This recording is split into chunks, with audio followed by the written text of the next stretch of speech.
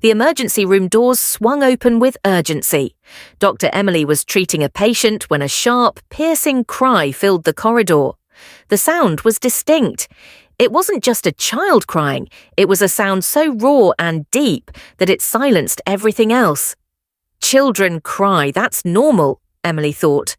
But this sound, it was almost unbearable. She rolled her eyes and muttered under her breath. Just what I needed. Can't anyone teach their kids to keep quiet? The stress of a long shift was weighing heavily on her. Wiping her hands on her coat, she headed toward the noise. As she rounded the corner, she saw a boy, about 8 or 9 years old, sitting on a bench. His shirt was dirty, his hands were trembling, and tears streamed down his face unchecked. His sobs echoed through the hallway, but he made no effort to hide or silence them. Emily paused for a moment, observing him. Then frustration overtook her, and her voice turned sharp. Hey, crying like that isn't helping anyone. Everyone here is dealing with something. If you want help, you need to speak up. What's wrong? The boy looked up at her with empty, tear-filled eyes. For a moment, he didn't speak.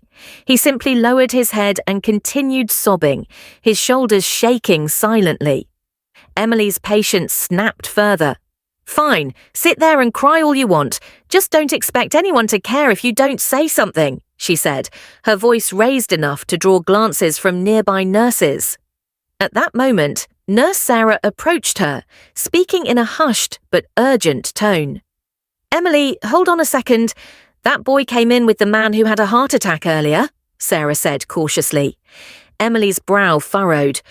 So, she asked, her voice still curt. Sarah hesitated, then continued. The man didn't make it. That's his son. Emily froze.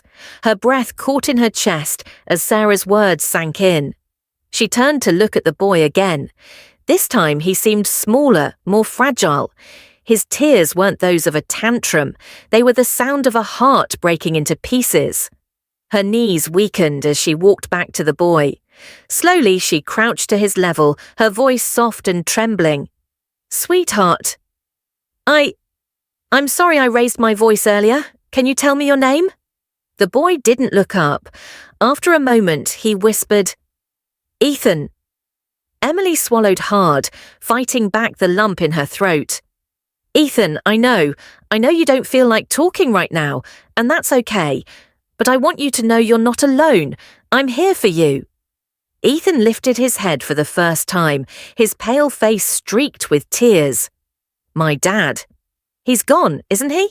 He asked, his voice flat but filled with despair. Emily's heart shattered. She nodded gently. Yes, Ethan, but you don't have to go through this alone. We're here to help you. I'm here to help you. Can I stay by your side? The boy didn't respond, but his tears slowed.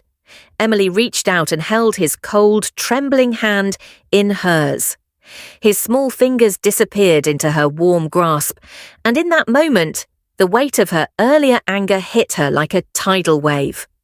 That day, Emily rediscovered what it truly meant to be a doctor, not just to heal bodies, but to share in the pain of others. Her regret was heavy, but she was determined to make amends by being there for Ethan. From that moment on, she vowed never to question a crying child again. She would listen, she would care, and she would always choose compassion over judgment.